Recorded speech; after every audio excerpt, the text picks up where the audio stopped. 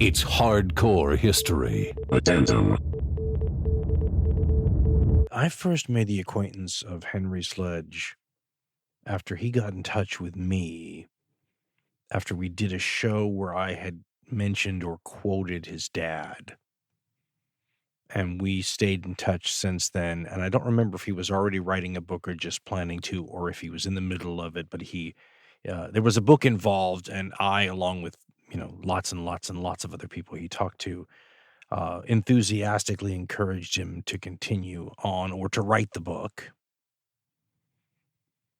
And so I also said, when you write it or when it's done, please come on the show and we'll talk about it. Now, if you don't know who Henry's dad is, first of all, his name is sometimes on the cover of the book or books that he wrote, he'll be called E.B. Sledge, but his name was Eugene Sledge. He's been made famous more since his death because one of the characters in HBO's series on the Pacific War, a dramatization, is this guy. But like many other people, I became aware of him after his book With the Old Breed at Peleliu and Okinawa first appeared in the 1980s. I don't remember when I read it, 83, 84, 85, somewhere in there. And then you started seeing this gentleman on a bunch of different documentaries and whatnot on the Pacific War. And so you got a chance to sort of get a feel for who the guy was, even in addition to the writing. And he was just a really interesting, deep man that was such a wonderful representation of the various kind of people who end up in the military. Now, of course, still, but even more so back in the day when everybody went. I mean, virtually everybody went. When you had wars on where they're drafting the population, it's a much larger cross-section of the male group of people than you were maybe getting when you're asking for volunteers, right? Although Eugene Sledge would have been first in line to volunteer. In fact, he could have become an officer and instead, was worried that the war was going to end too quickly and he was going to miss it, which was a pretty common thing. I mean, you think about it now, you're going, we'd hoped to miss it. They were worried about missing it. But the reason Henry wrote the book is because his dad's book, With the Old Breed at Peleliu and Okinawa, is one of the best war memoirs in American history by any soldier actually like on the front lines. It's fantastic. And my copy has just over 300 pages, index included. What we didn't know is that there was a lot more, and that when Eugene Sledge was to have his book published, basically the publisher said, we're interested in like 300 pages, leave out the rest. And it turns out to be this fantastic tome in American military history, and we left out a ton of it. I mean, who would do that, right? But again, no one knew. And apparently Mr. Sledge's intentions were never to publish this stuff anyway. He was writing it down for his family and to sort of, it's an exercise in healing, right? And his wife was typing up his longhand and basically said, you have to publish this stuff. Now, if you don't know who Eugene Sledge is, he's a veteran of the 1st Marine Division. He fought in the Pacific War. He was at Peleliu. He was at Okinawa. And it was horrifying. I mean, Peleliu is a tiny little place. And, the U.S. lost 1,252 guys or something there. Almost more than 5,000 wounded. And 12,000 Japanese soldiers perished on this tiny little spit of land. This coral reef, basically. And then Sledge fought at Okinawa, which was a terrible, terrible conflict because you were really approaching the Japanese home islands by the time you reach Okinawa. And Okinawa is a big place. The weather, flora, fauna, all that different, and civilians. So Okinawa was a completely different kind of disaster. But the U.S. had 50,000 casualties. 12,500 basically killed. And the Japanese lost almost 95,000 killed. I mean, that's, again, indicative of, what these guys were facing.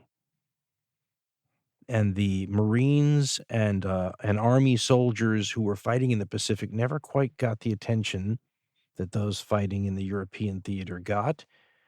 And they faced very different kinds of challenges. In the European theater, the American forces were fighting against a technologically sophisticated enemy, one that often had equipment that was better than our own. That's an interesting sort of thing to have to deal with, and Americans haven't had to deal with it since the Second World War. We've not gone into a conflict where, in general, the stuff of the people we're fighting was better than our own. You could have this weapon system or this plane that could be better, but in general, when the U.S. went up against German forces, part of the problem was their equipment was usually better. The way that they were organized and the way the equipment was built into things like the units was usually more efficient, right? Built around a machine gun section, for example, and the way that they did it. There were a lot of advantages. And so for the soldiers who had to fight against that foe, there were very specific kinds of challenges and horrific things that had to be dealt with and tactical problems that had to be overcome. You had the same sorts of circumstances in the Pacific Theater. It was just completely turned around. There, the Japanese Navy was fantastic and sophisticated, but the Army was a little backwards. Um, Not the greatest stuff, although some of the equipment underrated. The Nambu machine gun, very good, for example. But what the Japanese did was they countered it by having just an incredible attitude. That's what the football coach would say, right? The attitude made up for a lot. Their willingness to throw their lives away for trivial gains, and their unquestioning obedience to authority. That's a tool a general can use, as we said in our Supernova in the East series. And as Henry Sledge is going to tell us in this conversation we're about to have, his dad said he wouldn't have wanted to fight the Germans, but at least they went to bed at night. The Japanese came out at night, and Henry Sledge says that his dad said that they had two shifts, basically, the day shift and the night shift. And when the day shift was done harassing you in the daytime, they went back to the caves and went to sleep. And the night shift, which had been sleeping in those caves, came out at night. There's a different kind of horrificness with a more, down to the earth, holding a bayonet in their teeth, crawling around your foxholes at night sort of enemy. And one that's got an 88 millimeter anti-aircraft gun that'll cut through any tank you can drive, right? So, I mean, either way, I wouldn't have wanted to be in either circumstance, but it seems to me that if you're worried about long-term nightmares hounding you, like I said, either theater will give them to you, but I think the chances are higher you'd have them in the Pacific just because the way things were fought there, particularly nasty. And with the old breed, Sledge's book makes it clear there's some incidents in there that are just heartbreaking. And a lot of it revolves around standard things that happen in modern combat, right? I mean, friendlies get targeted accidentally, for example, and that's one of the more heartbreaking things, incidents that's talked about. I mean, in Eugene Sledge's book, there's an incident where the Japanese have this tendency to sneak around at night and then jump in a foxhole with U.S. troops, whether that's Marines or Army troops. And usually the foxholes had two people. One would sleep in the foxhole and the other would stand guard. And in the story he was telling, one of the Marines fell asleep when he was supposed to be on guard. The Japanese got in the foxhole, started creating all kinds of havoc with knives and whatnot. So the Marine that was asleep jumped up, because of course he's just awakened from a deep sleep, runs out of the foxhole, and all the other Marines are around in the other foxholes. They can't see anything. So somebody basically hits this guy with a shovel, and then another Marine, goes up and shoots him in the head because they think he's the enemy. And then in the morning they find him. We talk about this in the upcoming conversation. That's the "My God, It's Bill" story. But you think about the Marine that shot his buddy in the head in a case of mistaken identity because another Marine fell asleep in a foxhole, and a Japanese guy who'd been sleeping all day waiting for the chance to go out at night and do something I mean, this is why something like Sledge's book hits so hard.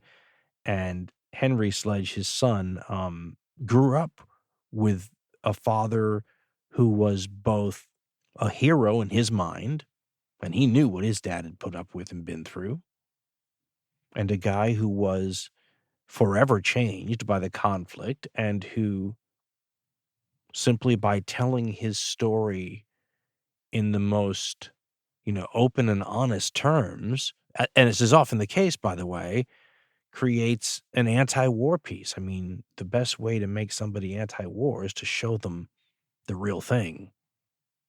And it's the humanity that a guy like Eugene Sledge always showed and always came through, that makes him the kind of figure he became, especially with people who paid attention to the Pacific War and watched the documentaries and read the books.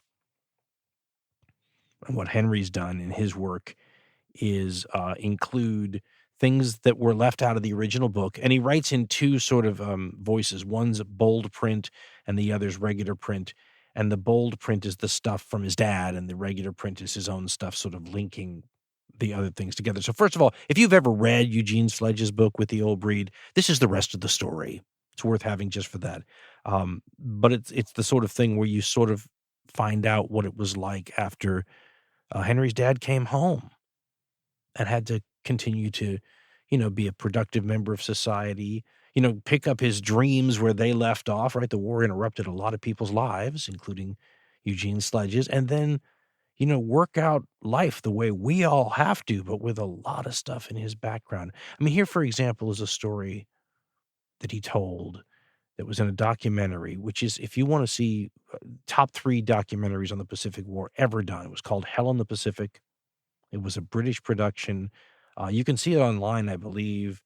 But this is Eugene Sledge. He, by the way, is the very first voice you hear in the entire series, and it's a multi-part series. It's Eugene Sledge talking about, the front lines are where the real war is, and he cringes every time some lawmaker wants to send troops in combat because they don't know what it's like. And he said even people 100 yards behind the front line don't know what it's like.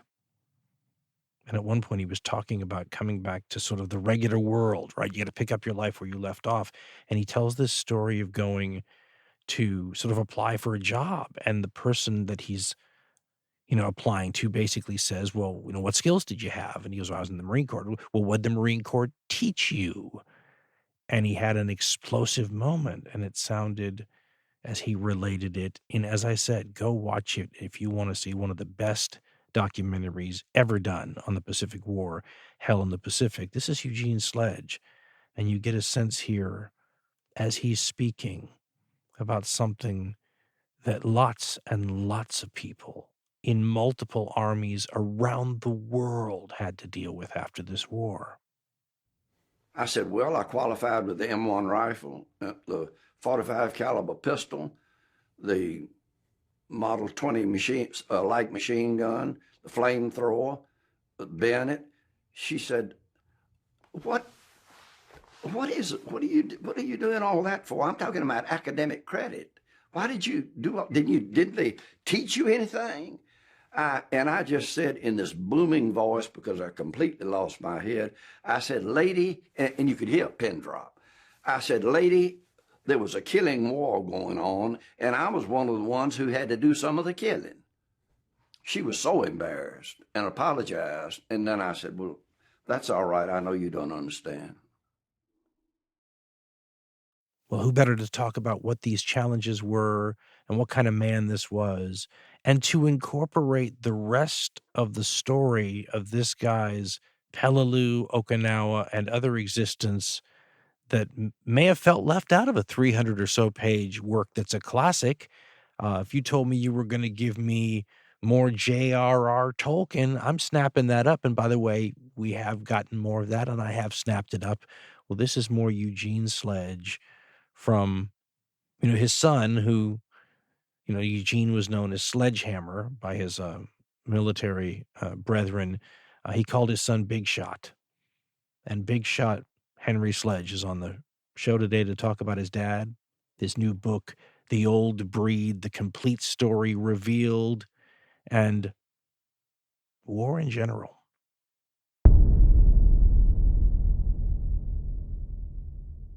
When did you become aware of your father's sort of military history? I mean, are you 4? Are you 5? I mean, you and I are the same age, and we come from a generation where it's pretty normal to say to your dad, "Hey, what'd you do in the war?" My father's answer to that question was frustratingly mundane. Yours would have been somewhat different. When did you first become aware that your dad had this personal history? I have really early childhood memories, Dan, of literally sitting in our living room and the house we had at that point in my life, and seeing on the mantelpiece this K35, unit insignia that was framed, and I remember, of course, and I've talked about this. I remember getting up and seeing my father writing on a legal pad by the fireplace late at night. But that would, of course, would lead to questions about, what are you working on, Dad? Well, and he would say, I'm just working on something for you and your brother. But it seems like really literally, I mean, some of my earliest childhood memories are of just having this awareness that, Dad was in the First Marine Division. It was never Dad fought in the war. It was Dad was in the First Marine Division. Dad was in the Pacific. I can remember my brother and me going to, we called them Army surplus stores back then, Dan. I'm sure you remember that. I went to them all the time, and I miss the old ones. Yeah, we would go to Army surplus or Army Navy stores. And I remember we went to one in Mobile. We were down there visiting my grandmother's. And yeah, I was probably 6 years old. And I just remember walking around in that store, and my brother was probably, my brother would have been about 12, 13. And I just have this clear memory of my father, he'd pick something up and, oh, we had one like that at Peleliu. Or, he'd pick something else. Oh, a lot of the guys would wear it like this. Um, and so I had this really early appreciation for, and like you said, Dan, we're the same age. I mean, we were fascinated by the things they wore, the helmets, the packs, the canteens, the airplanes, the tanks. But for me, really early on, it just seems like I don't ever remember a time in my life when I wasn't aware that my dad was in the First Marine Division.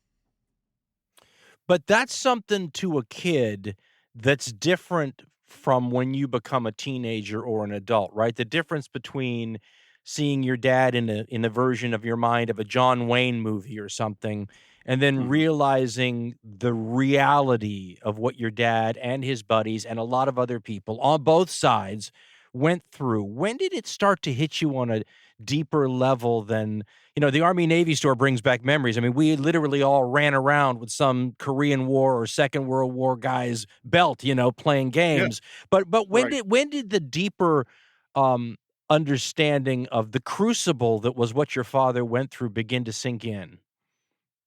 I remember seeing typed pages when my mother was typing the manuscript to With the Old Breed. I remember it was stacked up on a table as she would type the pages. And my brother and I would pass through the room and we pick these pages up and read, we would read them.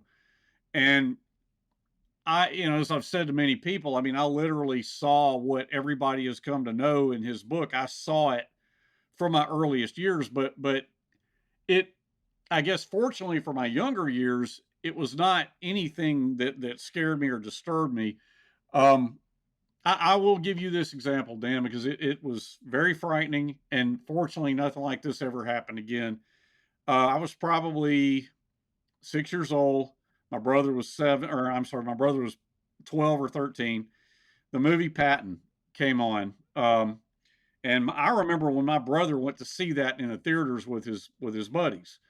But it was coming on television somehow, and my father hated war movies. Somehow, my brother taught my dad into, oh, it's really well done. Let's watch it. And my dad agreed to watch it. So we sit down in the living room. We're watching Patton and the scene where they're in Tobruk. And it's this massive, tank battle. You've got high caliber, this cacophony of just relentless shell fire, and those Pershing tanks masquerading as German tanks. Yeah, with the Balkenkreuzes on it, absolutely. And so I just remember sitting there, and I just remember my father sitting in the chair, and he started to become agitated, and it's like the scene I'm talking about, Dan. I mean, it's just one high caliber shell hit after another, but it's literally like this huge set piece battle, and my dad's sitting there, and I can literally sense him and see him tensing up and becoming physically agitated. All right, he got up out of his chair, walked into the kitchen, and began pounding the refrigerator. And of course, my mother immediately, John, turn the TV off. So my brother turns off the TV. And my dad was sobbing, pounding the refrigerator. She runs in there to the kitchen, gets him back in the living room. She gets him he sits down. And of course, I'm terrified. I've never seen my dad act like this for anything. And I just remember him sitting there and sobbing. And he calmed down, and we never spoke of that night again. But I found out later that, and as I became more engaged with all of this history, found out later that he told my mom that when they were under really high caliber shell fire, they would just pound the sides of their foxhole in frustration, or not frustration, but just terror, fear, and frustration. And it was just this act of sheer desperation. And that was, that was this Pavlovian response to that scene in Patton, him pounding on the refrigerator. That was the most physical manifestation, the most physically overt manifestation of anything I ever saw. I never saw anything like that happen again. And my dad and I never spoke of that. And I actually did not write about that in my book, but and then I'll use another example, a lot less intense, but no less significant. I remember when With the Old Breed came out, and my dad autographed a copy of it for my 17th birthday. And I remember sitting down and reading it, and the part on Ingusibus, which was part of the Peleliu operation, when they're at the bunker, they get into a big firefight. They end up killing like 17 Japanese soldiers. And, the one where the Amtrak had just blasted a hole in the side of the bunker. My dad's standing there with his carbine. A Japanese soldier appears in the opening, and he's trying to activate the percussion cap on a grenade to throw it. And my dad shoots him, empties his clip into the guy's chest. And the way he described the feeling it gave him when his bullets were tearing into this man's chest. And he, and that of course speaks to the kind of guy that my dad was, that he knew his job was to be there and kill the enemy. And yet he looked at his carbine and soberly reflected. His exact words were, he said, "I realized that my sober reflections were the maudlin meditations of a fool." But to read that as a 15, 16-year-old kid, well, 17, I guess, and I mean, I felt, a sense of pride. I mean, like, this is my dad. I mean, we all grew, Dan, we grew up watching the same World War II movies. And to read, like, here's my dad doing the very thing that I'm seeing done in these movies, I felt a sense of pride, but also in later years, and of course, writing my own book, I read, reread, and reread With the Old Breed numerous times. And I feel the same pride I felt in him then, but now it's balanced with an appreciation for the fact that, here's a guy who was disgusted by what they had to do, yet he did it bravely. He could juxtapose the performance of his duty and yet still feel sadness at this killing field that was Peleliu and that was Okinawa. And, the fact that he could do his duty bravely and yet still feel saddened and disgusted by what it all entailed. That's kind of, and this better than anyone, but I mean, that's one of the things that's always made your dad stand out, and why I think he captures, It's funny, so much of his fame and notoriety has come since he's left us, but how much his humanity is what sort of made him apart from the crowds, because you said it. We grew up in an era which the Second World War seemed a long time ago, and yet as we got older, and I look back on it now, I realize, my goodness, it was all around us. It had just ended 20 years ago, basically. And you have these guys walking around with you in your society. At the 50th anniversary of D-Day, there was Right. a national opinion piece that was printed by an Army psychologist, and he was talking. I remember the term was the murderer who lives next door to you, or something like that. And the Right. implication was that you don't know that that nice neighbor of a certain age living next door to you, killed 25 people or something, and you're not afraid of him. Mhm. You don't worry. And yet, while he's offering to mow your lawn and living a normal life, as far as you're concerned, he is living every day with what happened 20, 25, in this case, all those years ago. And so your father fell into a category of man I didn't normally run into, because normally when I would interview veterans, and they used to encourage us to do that back in history class, go find a veteran and talk about him. And in Right. general, the rule was the more combat they saw, the less they were willing to talk about it. And a lot of the people, like my stepdad knew a guy up in Albany, Oregon, who'd seen a ton of combat, and he was excited to take me up there so I could interview him. And we got up there, and he refused at the last minute to talk to us. He was a guy drowning in alcohol. Every day was something from that war. And so many of those guys ended up that way. And then there's a third kind. Like, I grew up next to an Air Force colonel who bombed people from heights. He was a fighter pilot mostly, but he used to say, I never saw the people on the ground. And so it changes the experience. Your father saw the people on the ground, went through the whole thing, stayed really human afterwards, and was able to talk and teach about it. That's a pretty rare person, don't you think? Well, I do, and I remember, to go back to something you said just a moment ago, Dan.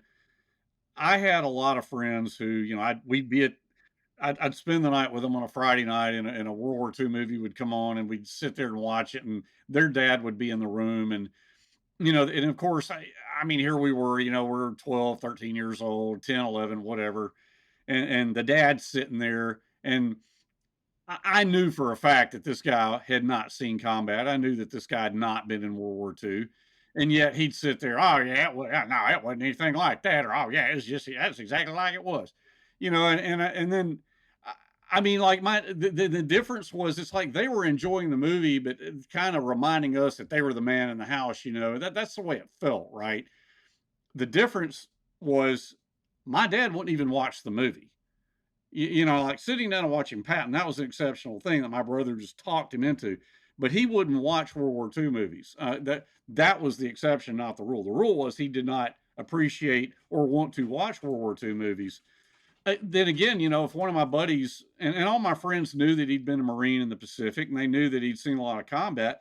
If you had a question, I mean, you could ask him a question, and he would give you an answer, but he didn't aggrandize it, he didn't dramatize it or try to, give you the feeling that he was just telling a good story. And I saw some guys who did do that, and there was something that just kind of struck me as disingenuous. And I think it was just because I knew I could go home to a guy who I knew what my dad had been through, because hell, he wrote a book about it, and I read the book while he was writing it. And I just knew his attitude about it. And his attitude was, yeah, I'll tell you about it, but don't think that I enjoyed it, or don't think you're going to enjoy what you hear. So let me ask you this. Did it make any difference? Because I generally won't watch dramas and stuff like that. I can't buy into the sense of disbelief stuff, but I'll watch documentaries. Did it matter? Did your dad, for example, watch any documentaries about the various events he took part in? He did in later years, because remember, Dan, when you and I were really young, cable television was just becoming extant. And then, in later years, yeah, he did. And in fact, I remember the 50th anniversary of Pearl Harbor. And my mother told me this, and I think I remember my dad talking about it some. There was some documentary on it, and he said, well, that's it. This is the 50th anniversary of Pearl Harbor. They're making a big deal out of it because it's the 50th. After this, nobody will care. People will just forget. And then of course there were the documentaries that he was a part of. There were several back in the 90s. A couple of them were Lou Rita productions that I thought were just outstanding. And he did watch those, but um, I'm sort of taking your question and bridging across to something kind of related, but a little different, if that's okay. Absolutely. It was when he would be interviewed for a documentary on Peleliu or Okinawa. It was always a really powerful thing, but we in the family almost got to where we hated to see it happen because it was exhausting to him. And there was one that he did, I think it was in 1991, about Peleliu, and he became emotional in describing it, and of course, what made him emotional was talking about, at the end of the Battle of Peleliu, and how many dead there were, and how they were just gone, and it was such a tragic waste, and it was tough, Dan. It was tough to sit there, and see your dad get emotional over that. But I saw from the standpoint of being his son, and I actually didn't go into this too much in my book, but I saw how exhausting it was for him to sit there and relive all of that for an interview. Because he honestly, he would go do that, and then, like they'd go up to Minnesota or Washington, D.C. or wherever to be a part of this documentary, and then he and my mom would come home, and it was not uncommon that he would be sick for 2 weeks. Wow. Which was the one I think I first saw. So I read With the Old Breed sometime in the 1980s. I've read it many times since. But the first time I actually saw your dad was in one of those documentaries, and I believe it was the Carlton Films one that was in the UK, where he's the very first voice you hear in the whole series, and it's multi-part series, and the very first thing you see is your dad talking about, and I think, like I said, we'll try to use a little clip of it about the front line is really where the war is. The front line is really where the war is, and anybody 100 yards behind the front lines doesn't really know what it's like. And this, every time I hear people talk about sending troops into combat, I just cringe, because I think to myself, these people that send them have no concept of what hell is. And there's an old Marine poem that was written by an anonymous World War II Marine. It says, when he gets to heaven, to St. Peter he'll tell, another Marine reporting, sir, I've served my time in hell. That was, let me see. It was Hell in the Pacific. Yeah, and that was a British. It was a British production. Yes, you said? And the reason it was so incredible to me was I saw footage in there that was not allowed in the United States at the time I saw it. And when you just growing up as a Second World War fan, I was a history major. We'd seen almost every piece of the Second World War footage that any documentary in our country showed, and they had stuff I had not seen. And so I actually bought that film from the UK in a format I couldn't view, just to make sure I'd have it forever. And your dad is the very first voice you hear. I'm trying to remember, because honestly, there were so many he was in there, they start to run together. But I thought that might have been around 1999, something like that. Yeah, that sounds maybe or middle 90s somewhere. Yeah. Because my wife and I got married in December of 2000, and it was right before we got married. So, it might have been late 99, early 2000, but I remember when that gentleman came to the house to talk to my dad about making that. He's a huge piece of that. He's almost the Shelby Foote of that whole series. Well, that's yeah. I mean, yeah, I do remember that. Yeah, it was just so. In fact, if I remember correctly, my brother and I had a conversation about that, because he didn't want my dad to do it, because he'd already seen my dad go through this process a few times, because that was certainly not the first documentary that my father was in. And if it was 1999, 98, 99, something like that, then that wasn't long before my dad passed away. So he sounded more frail and he looked more frail than he had been in the earlier ones. But that was a pretty intense production. I do remember that. Did your dad know before he passed that he was going to be fictionalized in a drama someday? No, he didn't, and that leads that we could segue that into a broader question. I mean, I have to say this, and it's not mock, it's not feigning modesty, a la my dad at all. One time, like he got letters every day from people who read With the Old Breed and would write him, and he sat down, he tried to answer every letter, and I just remember there was one from somebody who just was going on and on about it, and he looked at my mom and he said, "What is it about that damn book that people just can't get over?"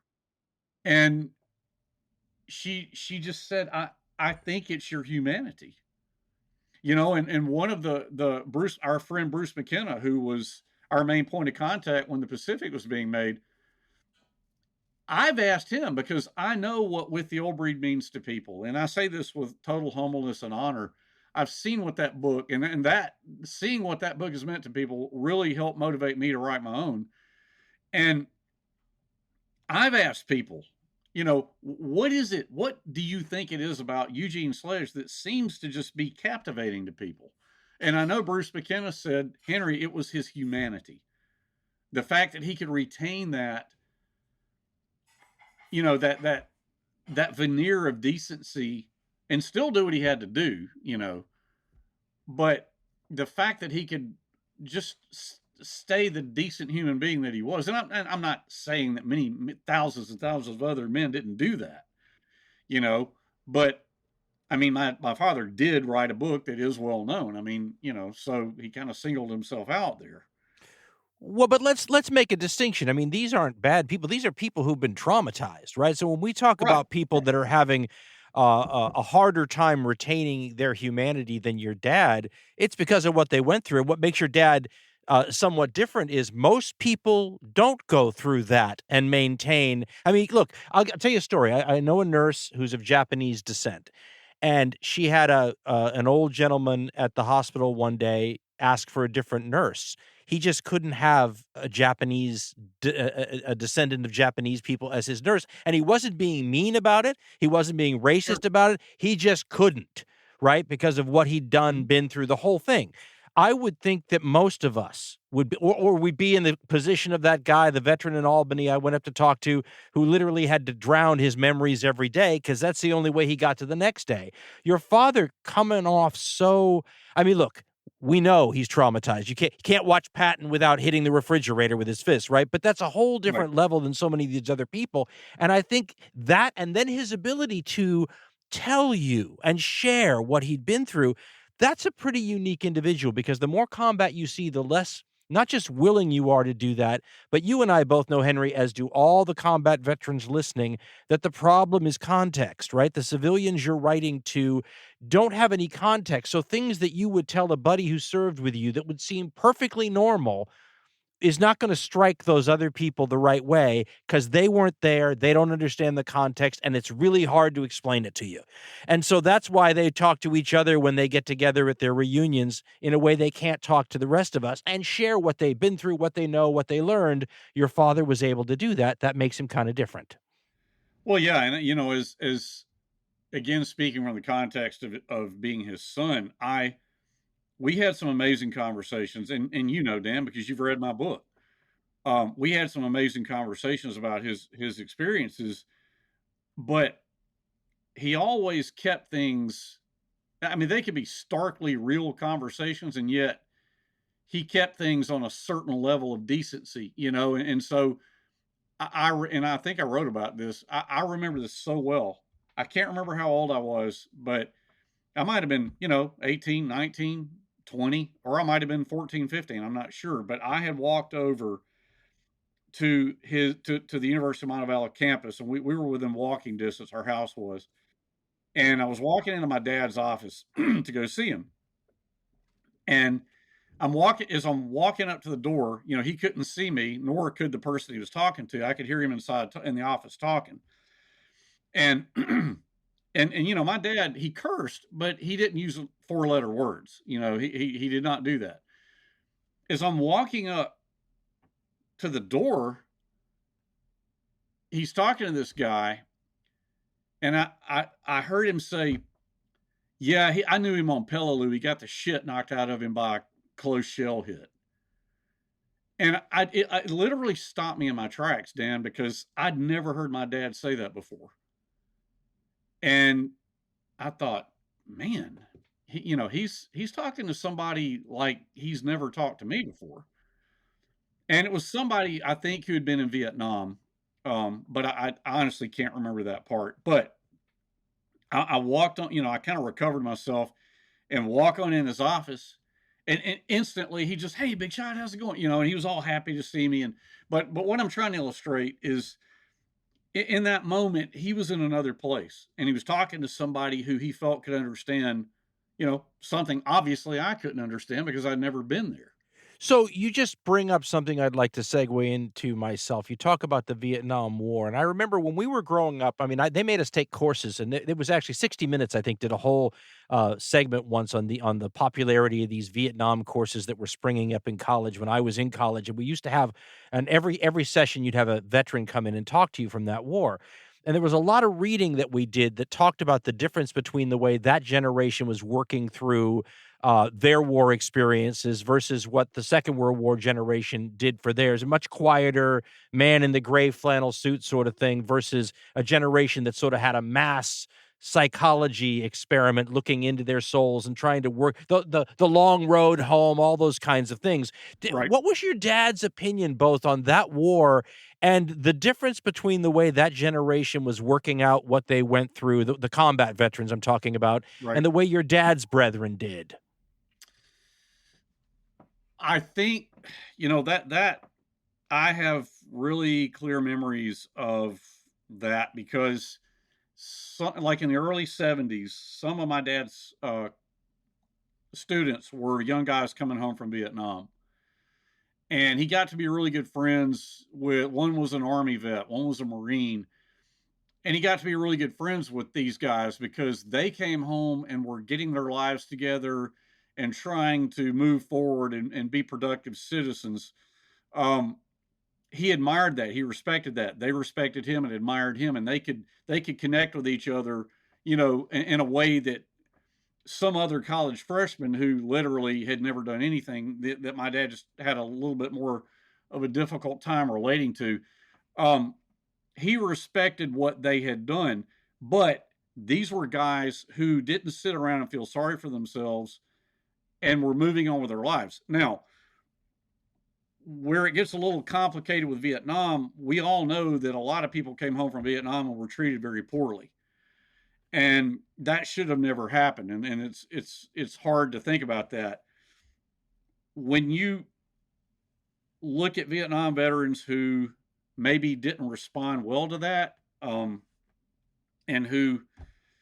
I'm trying to say this without sounding like I'm judging anybody, Dan, so please understand that. Okay? Sure.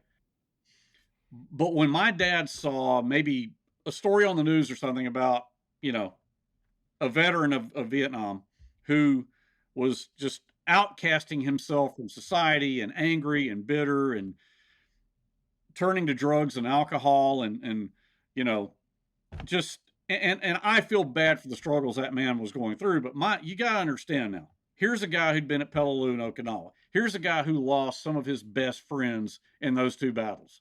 He's looking at that and he's saying, what you went through is no worse than what I went through. Probably not as bad. Well, you know, if you want to say that, by all means say that. If he wanted to say that, he could say that. I'm not going to say that because I don't want anybody saying to me, well, he's trying to judge certain people, and I'm not. But I'm telling you, my dad was really good friends with some Vietnam vets, but they were the ones who were getting their lives together and moving on. Anybody, I don't care, vet, anybody, it doesn't matter. My father didn't have a lot of tolerance for somebody who would sit around and drown themselves in alcohol or worse, drugs, which became more prevalent later on, and do nothing to better themselves or better their situation. He, whether rightly or wrongly, he had no tolerance for that because he's looking at it like, okay, I went through something every bit as bad, if not worse. I came home and got myself together. And that was just that's why I think I say somewhere in the closing pages of my book, and I've said it many times, there was a side of him that was a hard ass. And I'm not talking about the kind that a big tough guy who's going to go. No, you were talking about grading. I remember, like grading papers and student conduct. Oh yes, yeah. But I mean, I'm also saying it from the standpoint of just mental toughness. I mean, I don't mean the kind of guy who's going to walk into a biker bar and break a pool cue and go, okay, who wants to fight? I'm not talking about that. I'm talking about a hard ass that just, there's a job to be done, get it done. Do not feel sorry for yourself. And that whether people like to hear that or not, I'm sorry, but that's the kind of man he was. Well, that's a generational thing, though, too. I mean, we all knew those guys. And the funny thing is, I always say that that's a trope, right? That every generation thinks the next generations are weaker. And I always say that the First World War generation thinks that the Second World War generation, the greatest generation, were a bunch of slackers. So that's just how it always is. But those guys, and we all knew them growing up, to us anyway, they looked pretty rough and tough, and for better or for worse, right? I mean, did your dad feel the same way about veterans from his conflict too? I mean, if they came home to the States after the Second World War and couldn't cut it anymore because of the damage done to them. Remember, we know shell damage now actually does real physical things to your head. Sure. Any more sympathy, any less sympathy, same amount of sympathy for those guys? You mean from World War II, back when he was younger? Yeah, or his buddies even who served with him. Yeah, I mean, there would have been more sympathy. I mean, I think that I just remember him telling me, and we said it with the old breed, but he told me too, some of this just goes back to the strong feeling towards his enemy.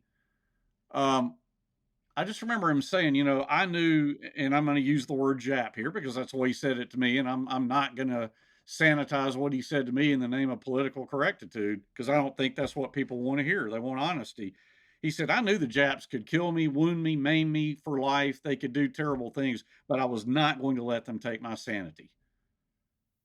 Well, let me talk about that for a minute because that's one of the things. So I've always been fascinated with the different challenges that different soldiers on different fronts faced, right? So the difference between being a GI, for example, in Europe fighting the Germans versus being a Marine in the Pacific fighting the Japanese.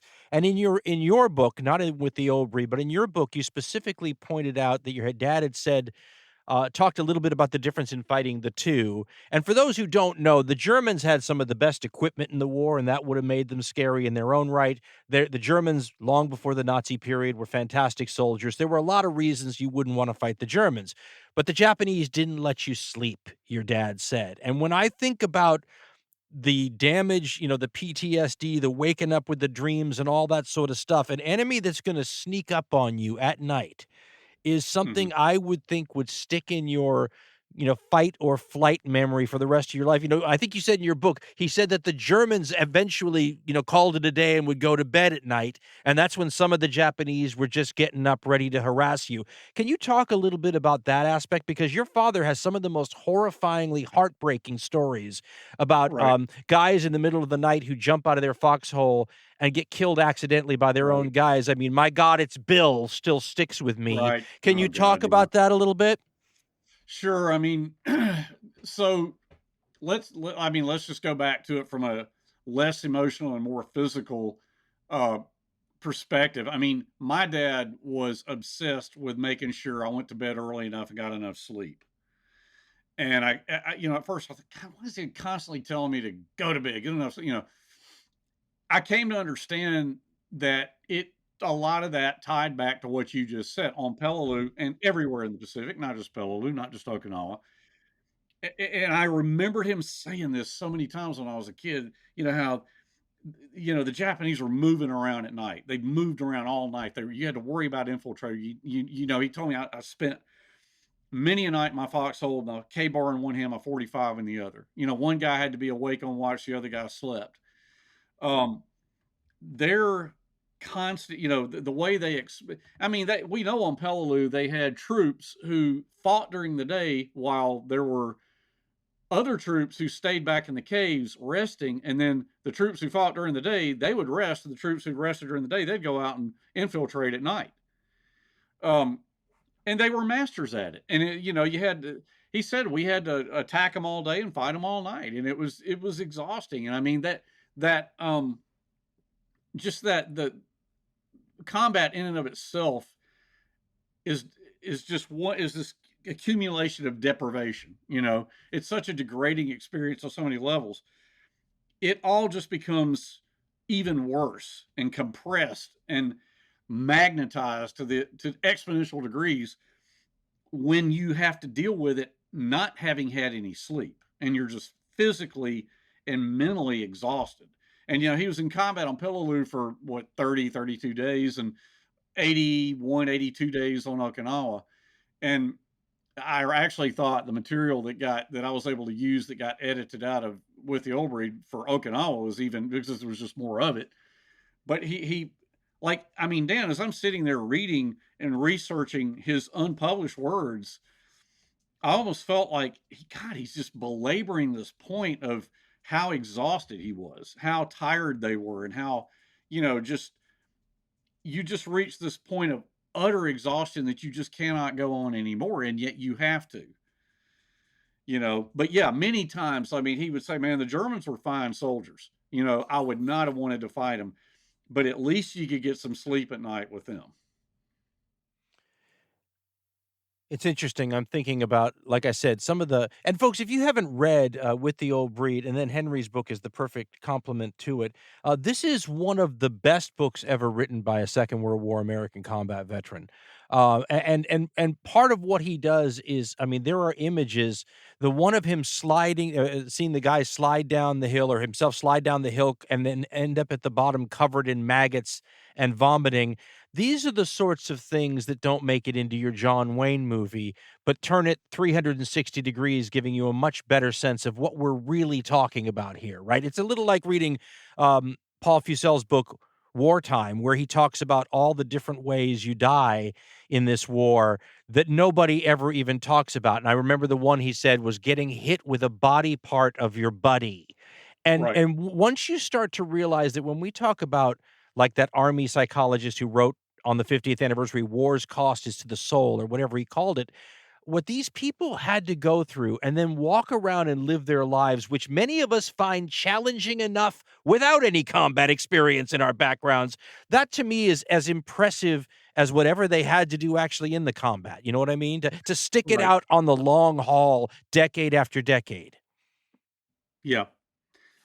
Well, and that's, when as I got older and began to really understand that, okay, here's a guy who survived what he survived, and then, comes home and tries to piece it all back together and figure out what he wants to do. And first he got a business degree, which was not what he wanted. That was not his passion. And, my grandfather was a very wise, perspicacious man, and told him, look, science is what you love, go to Auburn and get involved in one of their graduate biology programs. And that's what he ended up doing. And that was his passion. And, how academically rigorous that was, and the fact that he could do that. I had such tremendous respect for that.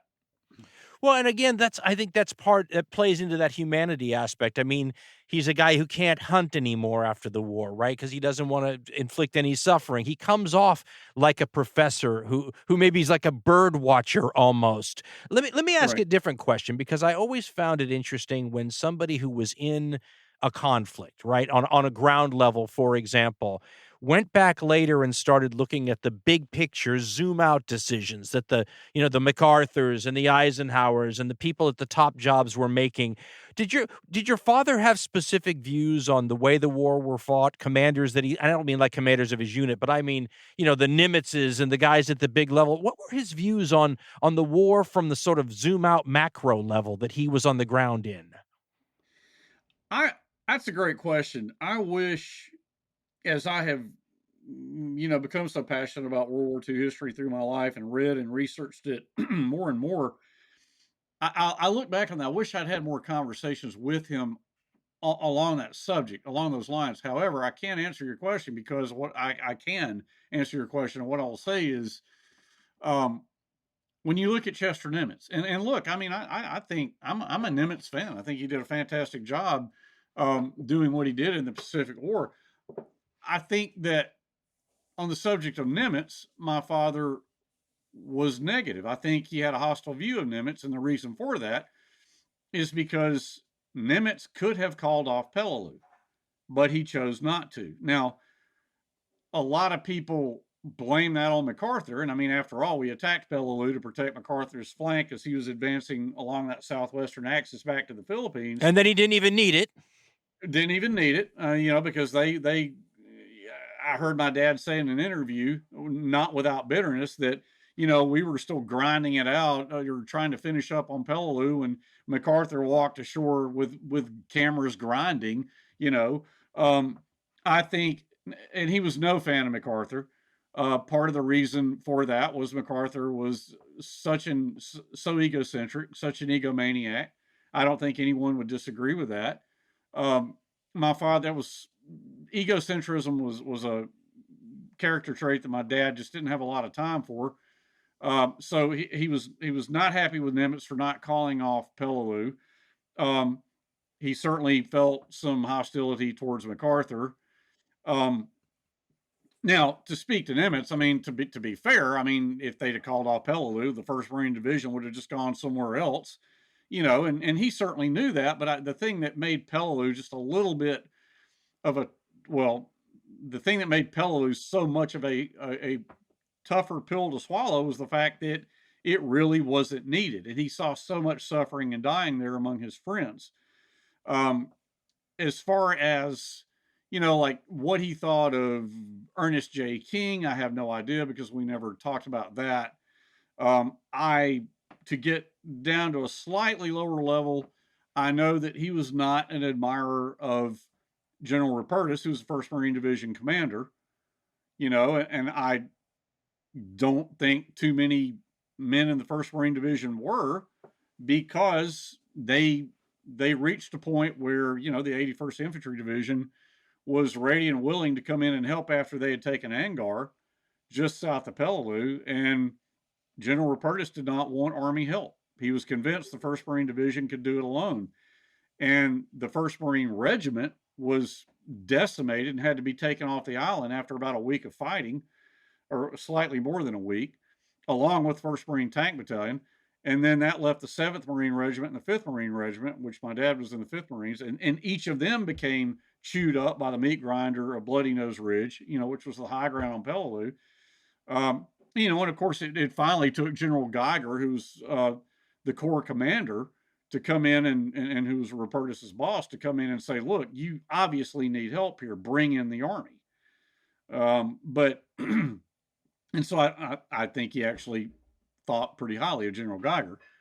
But like General Pedro Del Val took over the 1st Marine Division after Rupertus, and I have no idea what he thought of General Del Val. I think I may have read something that got edited out when I did my research that he had some positive things to say about General Del Val, but I ended up having to edit that part out of my manuscript just because it was just getting too long.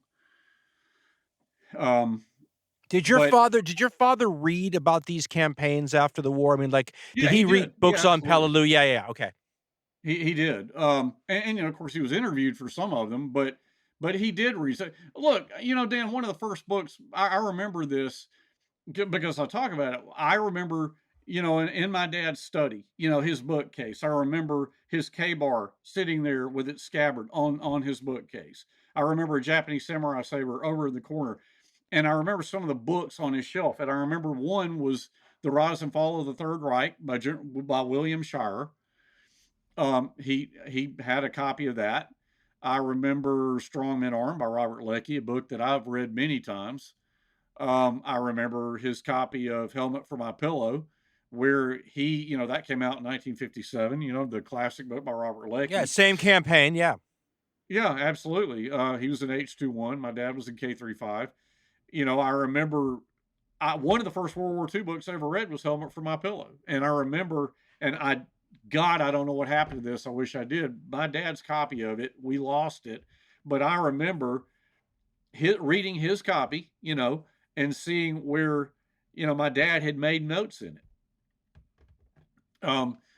Because when he read that book, who knows? It literally in his mind, he's thinking he was literally preparing himself to write with the old breed. And of course, the process had already begun. He had already taken the notes out of his Bible and started writing an outline, and then fleshing that out into, that process began early on. But there were other books he read too. Yeah, he did. He was very well read about all things, but he read books about the European theater. And I'm sure reading all of these things, and I got to say this, I think one thing that bothered my dad, because he and I spoke about it, he always felt like, that our collective conscience of World War II was European centric. It's like Normandy. That's all we hear about, and deservedly so. Not saying we shouldn't, but he looks at it. He looked at it like, what about what we went through on Peleliu or Okinawa, or what about what my buddies went through on Cape Gloucester or Guadalcanal or Iwo Jima, which obviously Iwo Jima is incredibly well known, deservedly so too. But I think he just kind of felt like, back in the 70s and 80s when I was growing up, that the war in the Pacific just wasn't as well known. It wasn't as well understood. It's harder to understand it for so many reasons. To talk about the added human element of fighting the Japanese compared to fighting the Germans, there were layers of complications to that, right? That it was just a war of visceral hatred that maybe some of that wasn't there against the Germans, but not only that, but the enormous logistical complications of fighting in the Pacific. I've studied it for years and it still boggles my mind. We should talk about that. I had a few questions in my mind about that, and it's related to the difference between fighting the Japanese and the Germans, but not in terms of tactics or equipment or strategy, more in terms of the kind of fight it was. To call the war in Europe a gentleman's war is a complete misnomer, because we all know it wasn't. But you had things like the Malmedy massacre during the Battle of the Bulge offensive, the Second Ardennes. And these sorts of things, when we grew up, were still trumpeted as these terrible outlier incidents that showed you just how terrible the Nazis were, right? And you start reading about the Pacific Campaign, and you realize that stuff's happening all the time. Right? Like your father said something once. So we talked earlier about the Carlton film that had some footage, the UK film that had some footage that I'd never seen before. It was stuff that we all knew. If you had done your research, you knew. If you talked to a bunch of veterans, you knew that the war in the Pacific was not a big prisoner war, especially if people were wounded. And your father talked about the possum squads, and I had to bring that up by name to some other people. And when you brought it up, they were okay talking about it, but they didn't volunteer that. And the Carlton film, and I hope it is a Carlton film, I should have written that down, they show you footage of that. And first of all, I was amazed that the photographers took the footage. And it was film. It wasn't still photos. I was amazed that they took it. And when your father explained it, you turned around and you realized what a different war this was, because the Japanese were doing it on their side too. It just was a very, very viscerally, we talked about how they moved around at night and how that changed the dynamic.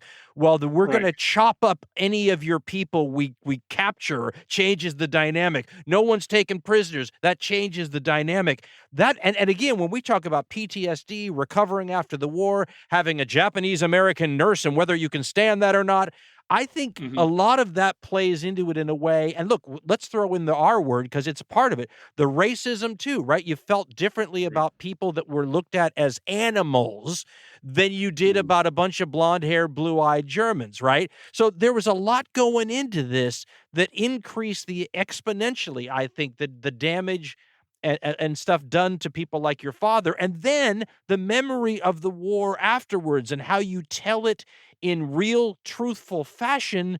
But now we're in cold blood, right? We're not in hot blood anymore. It's the same thing we talked about how the veterans can't talk about what they've been through because the civilians have no context. Same way in the Pacific here, right? Your father's trying to tell the truth, in part to keep us out of future wars without thinking really strongly about what we're doing. And yet the truth is hard for people a generation or two later in cold blood to absorb. It's the same problem you have with the atomic bomb question, isn't it? Right. Well, when you speak of the atomic bomb, I mean, my father and I had some conversations about that, and what I would say in this modern age, when we're so fond of judging our actions in the past as a nation, is, if you think that we shouldn't have dropped the atomic bombs, and I don't moralize about this one way or the other in my book, I eschew anything like that, but I speak of this through the eyes of a guy like my dad. When you have fought the Japanese across the Pacific, and you've seen how you couldn't take prisoners, you couldn't even try, in many cases, to help a wounded Japanese because he would try to detonate a grenade. That's right. And kill your corpsman. These are things that these guys had to live with on a daily basis, and they're trying to survive. All they care about is surviving this horrific experience and getting back home. And so when you deal with that, and then you get to Okinawa, and you have this added layer of complexity because of all the civilians. Yeah, or Saipan, and you see what happens there. Right. You have, Saipan, and Saipan, yes, absolutely. And then even more so at Okinawa. And you see that, and how the Japanese, in some cases, treated their own people.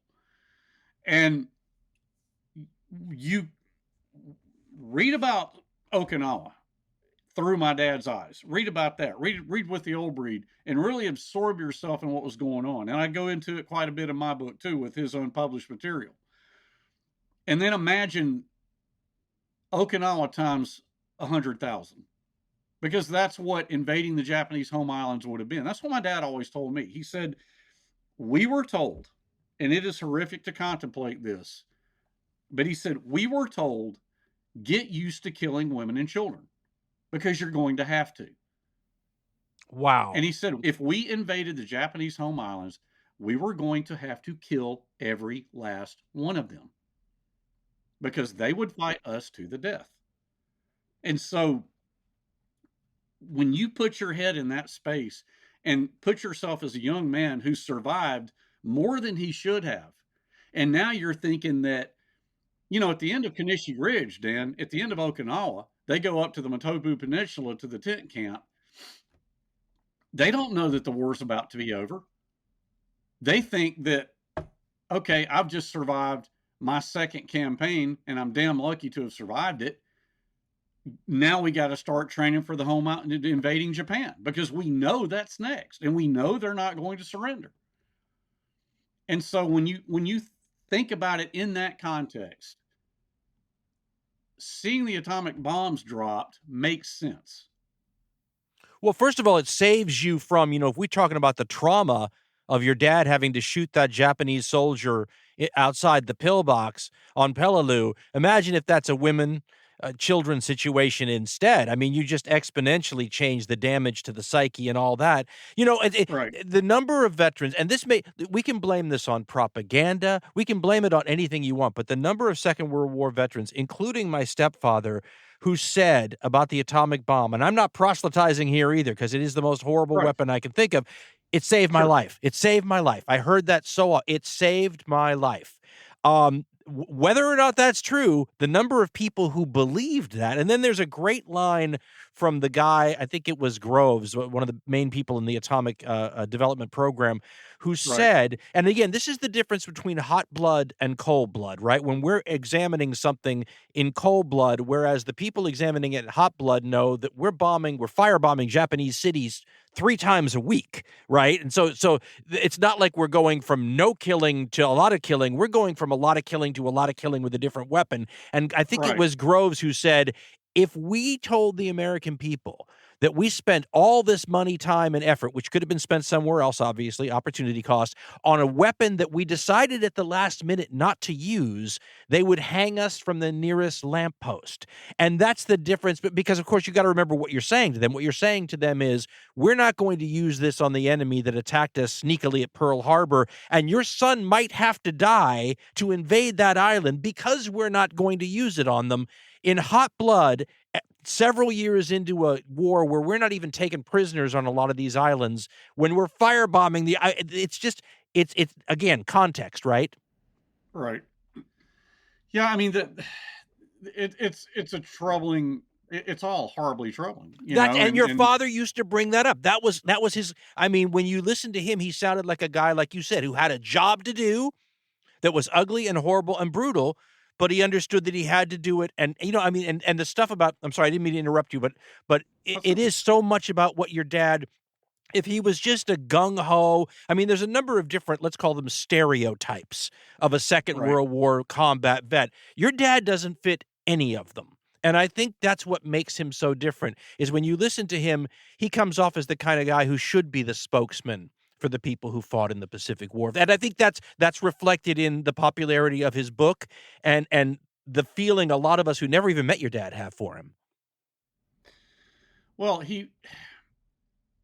I think his preternatural decency showed through, and I go into a lot of that in the reminiscing I did in my book. But I just think that for him to have gotten it all down on paper, he just felt driven to do it. And it was not a pleasant task for him to do it. And I know that he felt that way because he said that in a letter that came to my attention that he had written to some of his comrades right around the time With the Old Breed was published. And I just remember seeing this letter. I think I saw an electronic image of it.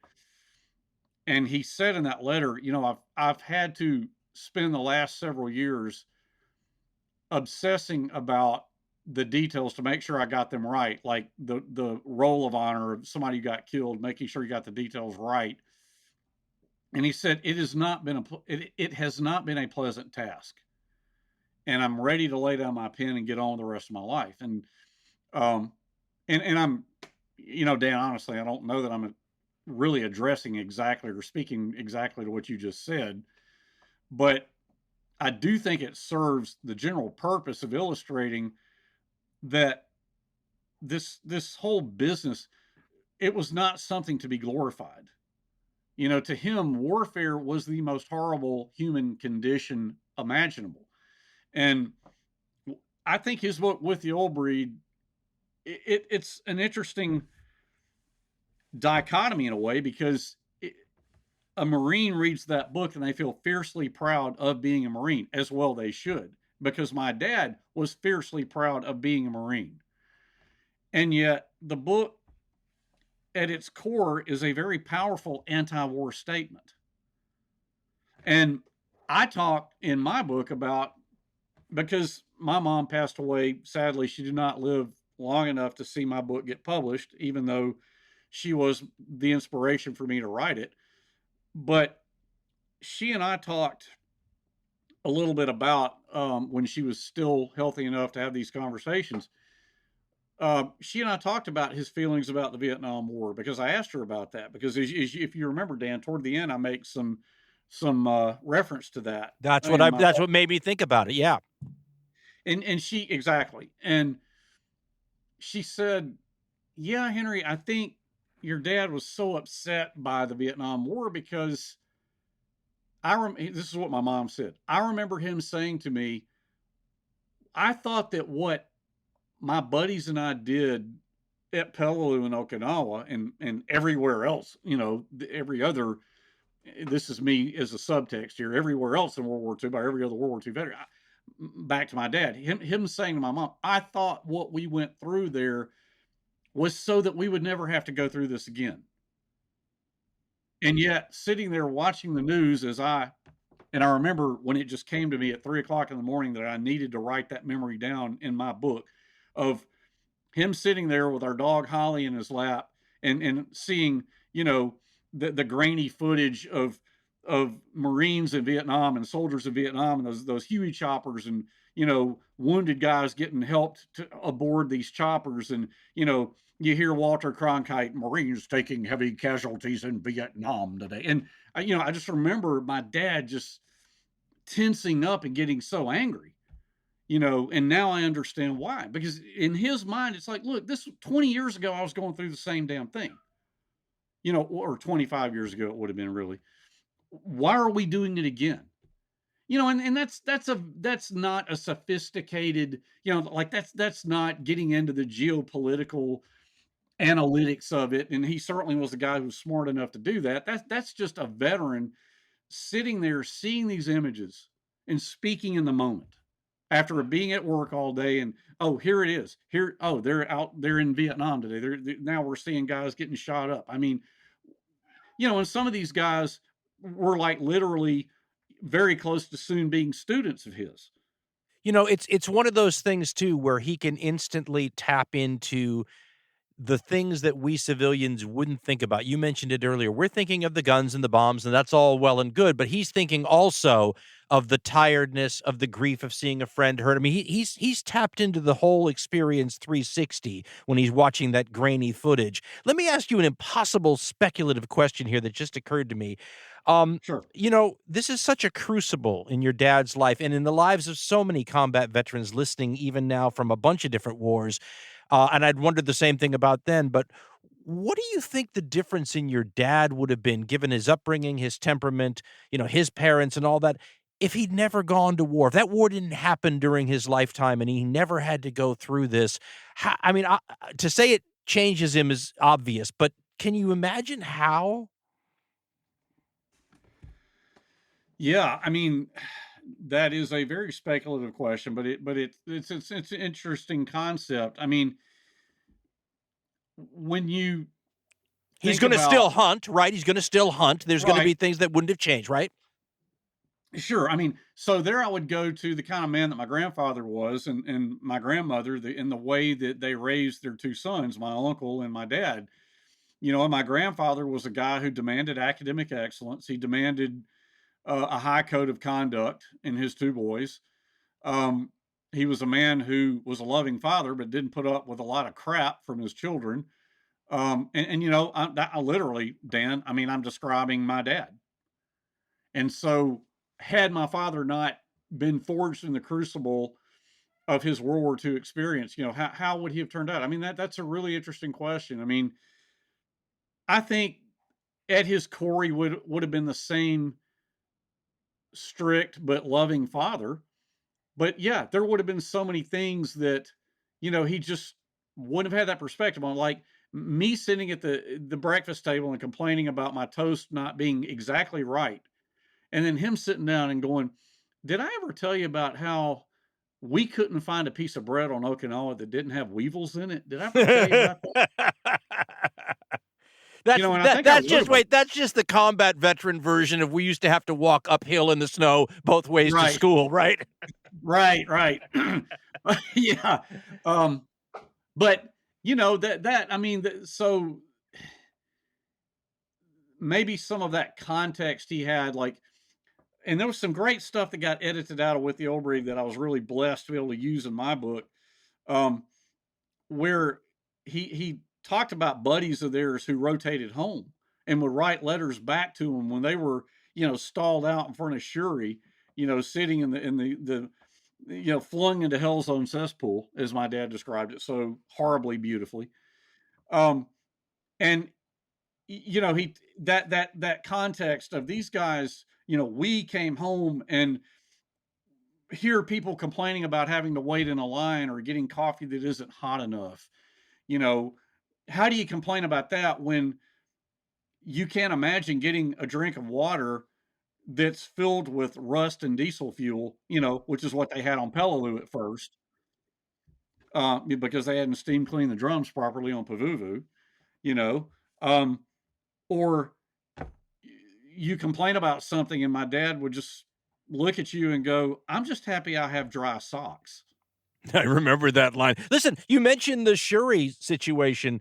I have a quote from your book right here. Ladies and gentlemen, this is from Henry's book, and his dad remembers sitting in front of Shuri and how the situation descended into a morass of horror. This is a quote from his dad. Quote, "The longer we stayed in that terrible place, and we stayed there over a week, in almost incessant cold rain, our environment congealed more and more into a ghastly nightmare of mud, murderous shelling, casualties, rotting bodies, and maggots. The place was enough to drive a strong man insane, and some did become emotionally shattered because of it. I never saw more pathetic wounded and killed than we lost each day here." End quote. I mean, that's the kind of stuff it is. You're right. That's both something to be proud of as a Marine and at the same time, a ferocious anti-war statement. Yeah. Well, and to carry that even further, Dan, and thank you for reading that because I mean, I just the opportunity to find this unpublished material um, from my dad's book was just such an incredible thing. But you just you just have to try to imagine that you know t- all of it was this dehumanizing experience. That he just wanted to survive and forget about, and then to have to relive it all to write what he wrote. Um, that was an amazing thing to have accomplished. Henry, did he But write it to be published originally, or did he write it no, more for you guys? he wrote it for the family. And I do remember talking to him about that because, um, and as I talked about in my thing there, Dan, I mean, my mom is the one because she started typing it. He asked her to type the manuscript, and I remember not long before she passed away, she told me her memory of that. Um, she said I didn't want to type it. He was writing it all by hand on yellow legal pads and pencil. And he asked me, my mom said, he asked me to type it. And she said, I didn't want to at first. And he said, well, if you don't, I'm going to have to pay somebody to do it. And so she relented and she did. And my mother was an incredibly smart and prescient lady. And as she typed it, as she began to go down into the abyss with him and experience through his writing of what he experienced, she realized what a powerful story it was. And she was the one who said, we need to try to get this published. And he, of course, dissented. He disagreed. But no, originally it was to be for my brother and me, for the family to just have some understanding of what he had gone through. And part of what motivated him to do that, I mean, obviously a lot of it was to tell the story of his buddies, because I say that in my book. But the other thing that I don't think I go into was the fact that we had ancestors in the Civil War who had written letters back home, and my dad had been able to read some of those letters. And it was so fascinating to him to read what, I mean, imagine reading a letter of what an ancestor went through at Island Number 10 or Chickamauga, or Vicksburg or Gettysburg, or, which I didn't have any ancestors at Gettysburg, but, imagine reading a letter where they're describing what they're seeing. I mean, that's maybe not everybody finds that interesting. I do, and my dad did, and I think he realized, maybe I need to record my experience. Maybe I need to write it down so that the family will just have some, some idea of what we did and what we saw. And also at the heart of it, Dan, is like, and any veteran would say this. I mean, he's thinking of his buddies who got killed, and he didn't want them to die for nothing. Let's talk about that for a minute because, there have been some interesting things written over the years about the difference in the American military of that time period and the American military today. The difference in the kind of troops you get in a professional volunteer military versus the kind that sweeps from a larger segment of the population, maybe, including people that don't want to be there. Um, it strikes me reading about your dad's situation and hearing about all his buddies that you get such a wide range of different people from different economic levels, from different backgrounds, from different parts of the country. And then you go back home maybe after the war, and the only thing that really connects you to each other, and it's a huge thing, is what you experienced. Did your dad stay close to the people? I mean, snafu comes to mind, but there's a lot of. Did your Right. dad stay close to the buddies? And if so, was there more to it than their shared experience? Or, I mean, talk to me a little about that, because it would seem to me that there's very few people that you can have a real deep, psychologically cleansing conversation about these sorts of things with than the people who experience them with you. Certainly not on that visceral level, where they could understand each other. Yeah, he did stay in touch with his buddies because he wrote letters with them. He had phone calls with them as he was writing with the old breed, because he wanted to make sure that he got it right. He wanted to make sure that um, he got the details right, that he was accurate, that he was not putting something into print that a fellow Marine would not approve of.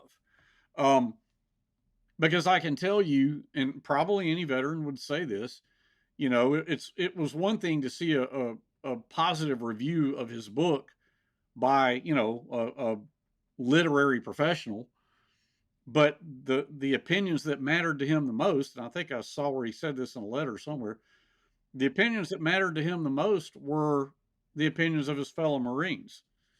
And so, he the guys like Jay DeLoe and Stumpy Stanley and Snafu and Bill Layden, he and Bill became really close. Um, many times he had late night phone calls with those guys, and I guess I'm sure that they had conversations with each other. I know they did at reunions, um, where they talked about some tough things and reminisced about lives lost. But what I remember from the phone calls, the late night phone calls, back when I was a kid and he was writing with the old breed, it's a happy memory, and I think I describe it as such in the old breed, the complete story revealed.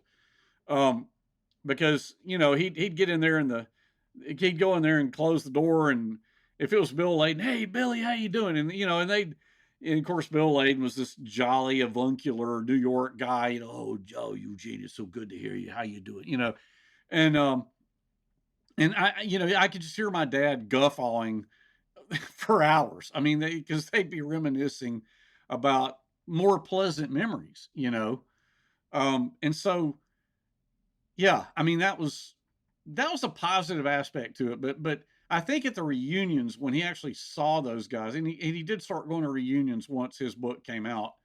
Um, I think that there were some hard conversations. I'm sure some hard late night conversations. I mean, I didn't personally see that, but I know that they were there, as they would be with any group of veterans.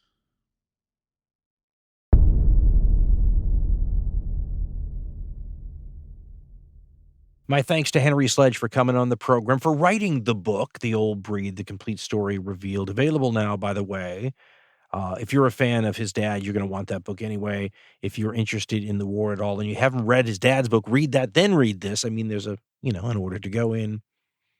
But he's one of the fabulously interesting people on the American side from that conflict, and one of the best representatives you're going to find of these three-dimensional figures who so often in our history books in our writings, especially in the immediate post-war period, come off as like comic book characters, and they're much more deep and reflective and impacted by their service than that. And those sorts of nuances are part of why so many of us have been interested in military history for so long.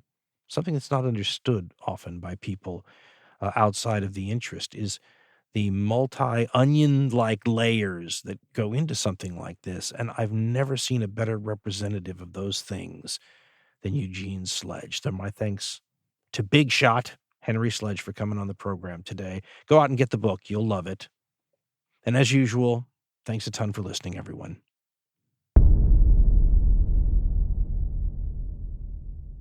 If you think the show you just heard is worth $1, Dan and Ben would love to have it.